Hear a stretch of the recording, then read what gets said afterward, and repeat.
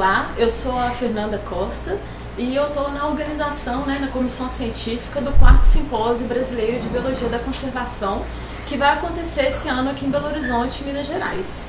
E hoje, no nosso pré-simpósio, a gente vai conversar com o professor Francisco Barbosa, daqui da UFMG, que é um grande especialista em ecologia aquática, Então a gente vai ter uma conversa sobre um dos temas que são muito importantes na biologia da conservação, que é a questão da água. Então, professor, obrigada por aceitar, conversar com a gente, colaborar no nosso pré-simpósio. Então, a gente podia começar você contando pra gente um pouco da sua linha de pesquisa, se apresentar, para o nosso público. Sim. Obrigado, então, Fernanda. Bom, basicamente o meu trabalho, ele é com qualidade de água e entendendo qualidade no seu sentido mais amplo. É tanto uma qualidade física e química, mas principalmente uma qualidade biológica. E aí o grupo de organismos que eu uso nesse meu trabalho, eu trabalho com cianobactérias e com microalgas, tentando ver através da riqueza de espécies, da composição, da mudança na composição de espécies, em alguns processos, como por exemplo a taxa de fixação de carbono, que a gente chama então de produtividade primária, mudanças que acontecem no ambiente aquático e que podem indicar tanto alguns avanços no sentido da conservação, quanto alguns retrocessos ou, no mínimo, impactos que a gente consegue emitir. Legal. E, Chico, conta pra gente, o que você acha, que é um dos principais desafios que nós temos como cientista para estar aplicando, esse conhecimento na conservação, tá transmitindo esse conhecimento. Então, primeiro, Fernanda, eu acho que é importante ressaltar que a conservação dos ecossistemas aquáticos, eu diria que ela está ainda um pouco aquém de onde já deveríamos estar. Eu acho que os colegas da área de conservação nos ecossistemas terrestres, eles avançaram mais porque talvez tiveram mais foco, porque talvez foram mais pressionados, e eu percebo avanços mais consistentes nos sistemas terrestres. Nos sistemas aquáticos, a gente carece um pouco de teorias ecológicas para dar suporte à conservação, embora, é claro, a gente faz adaptações, inclusive, da teoria de biogeografia de ilhas, por exemplo, que é um dos pilares da conservação nos sistemas terrestres. A gente tem, naturalmente, que fazer algumas abstrações e algumas adaptações. Então, se eu penso num lago, eu posso enxergá-lo como uma ilha, cercada de terra, e o que acontece no sistema terrestre vai ter um reflexo no sistema aquático. Eu posso ligar diferentes lagos com canais, posso inclusive pensar na possibilidade de corredores, e canais eventualmente podem funcionar dessa maneira, mas o que eu acho mais importante até agora é que a gente ainda tem um conjunto de informações sobre conservação de sistemas terrestres menor. A gente precisa investir mais na obtenção de mais dados, tanto dados de fauna e de flora aquática, mas principalmente de processos aquáticos. Lembrando que conservação da biodiversidade não vai acontecer se os processos não forem mantidos. Bom, uma outra coisa que eu acho, do ponto de vista dos sistemas aquáticos, que a gente precisa avançar, é que às vezes, pela falta de mais evidências de conservação, a gente fica fazendo coisas muito isoladas, porque é onde surge a chance. Quando você tem um determinado sistema que foi de alguma forma impactado, é que você estuda aquele, mas não necessariamente é possível você ligar com aquele outro. Isso mudou, e olha só, é preciso que eu seja muito claro nisso.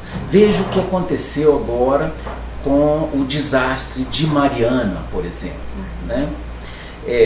Para mim, talvez, embora foi o pior desastre né, que a gente podia imaginar, mas eu acho que agora não adianta chorar em cima do leite derramado. Eu acho que a gente tem que aproveitar o desastre Mariana para trazer à tona uma ideia tremendamente importante e que eu queria deixar muito claro aqui.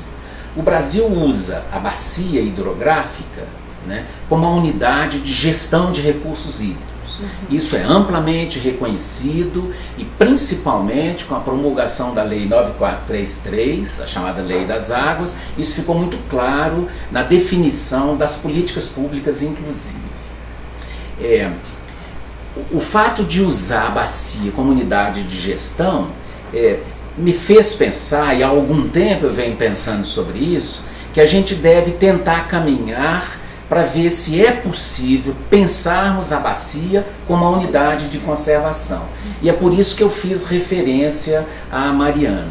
O desastre foi incrivelmente grande e tentar pensar partes isoladas da bacia do Rio Doce não vai conseguir, né, pensar no que nós temos que fazer para a recuperação da bacia do Rio Doce e eventualmente a conservação do que está lá. Nós precisamos de pensar, sim, nos 83 mil quilômetros quadrados, nos 853 quilômetros de rio, ou seja, desde onde aconteceu o desastre até a foz, né? Porque o rio é esse conjunto, que aliás, né, essa é uma teoria dos anos 80, chamado contínuo fluvial, que tem suas, é uma base teórica importante, que a gente, inclusive, eu particularmente, tive a chance de analisar isso pensando em cascatas de reservatórios que quebram esse contínuo, mas que o que nós estamos buscando é essa conectividade que existe na bacia como um todo. E aqui para Mariana, já que eu estou usando esse exemplo, eu ouso dizer que nós só vamos ter a possibilidade de planejar ações concretas para a recuperação de Mariana se nós pensarmos na bacia como um todo, não apenas em Bento Rodrigues ou não apenas nesse ou naquele local. A bacia é que interessa. Muito legal. Concordo plenamente. E Chico, a gente pensando assim então nesse desastre que teve, né, no Rio Doce, toda essa problemática, como que você acha assim que a sua linha de pesquisa efetivamente, né, como que poderia ser uma solução prática assim, para mitigar esses impactos, por exemplo, assim, né, efetivamente, o que você acha que é possível fazer? É possível, né? A gente tem tentado diferentes abordagens, então sem, né, me alongar muito, mas nós tentamos sim fazer algumas avaliações pontuais ao longo de trechos da bacia.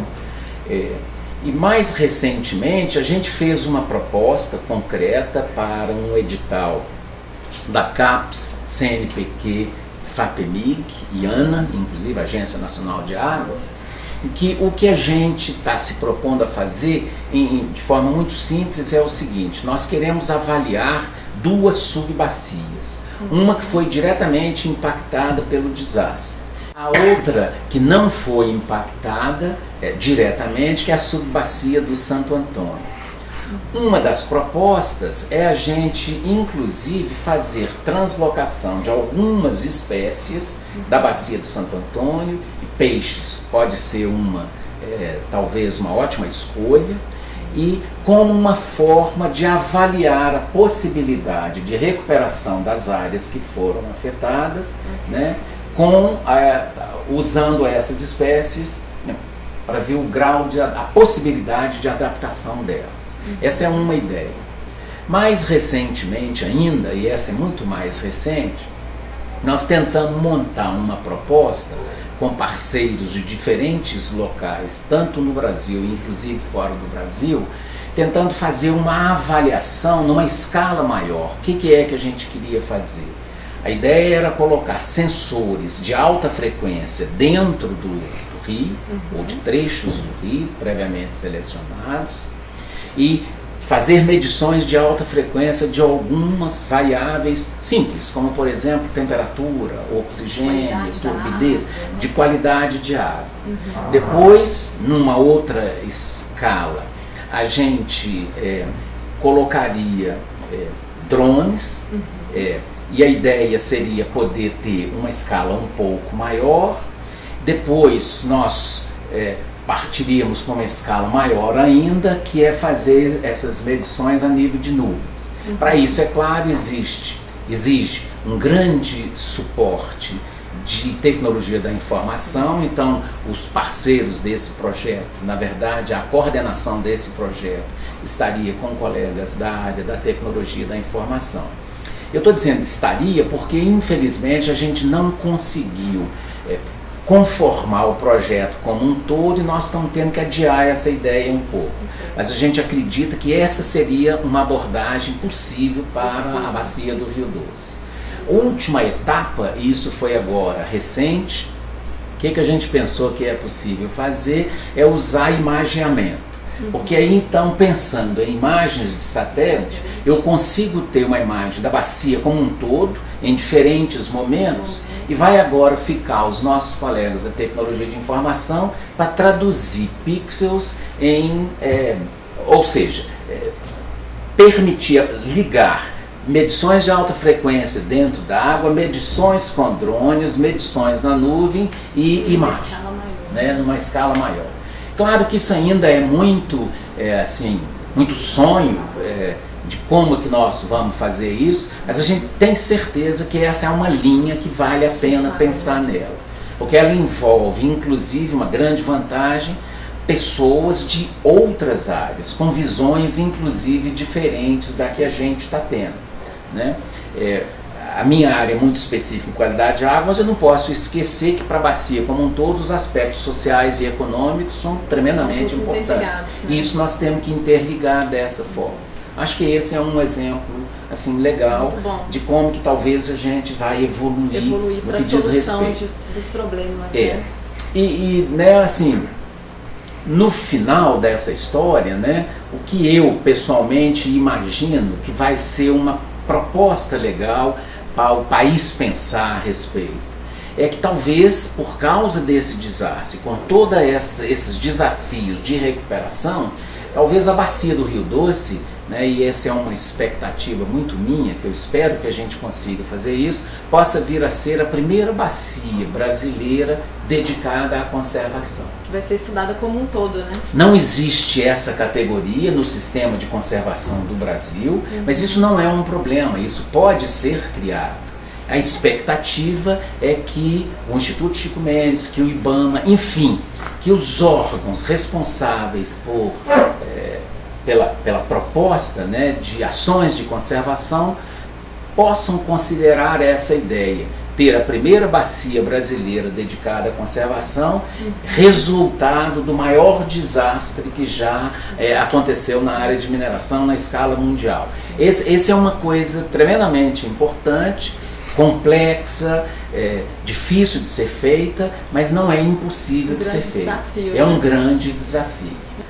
Nossa, muito obrigada, Chico, foi um prazer, muito esclarecedor. Que bom. E se você tem interesse, né, no tema, ou interesse em conversar com o professor Francisco, tem alguma dúvida, né, sobre as suas pesquisas ou sobre essa conversa, deixe o seu comentário, né, abaixo do vídeo. O professor Francisco, ele também é o coordenador do Programa de Pesquisas Ecológicas de Longa Duração aqui na região do Rio Doce, né, é o sítio o PEL de Rio Doce, Rio Doce. E a gente tem um outro vídeo que você pode acessar para ter maiores informações sobre a importância do PELD para todo o sistema de ecologia aquática.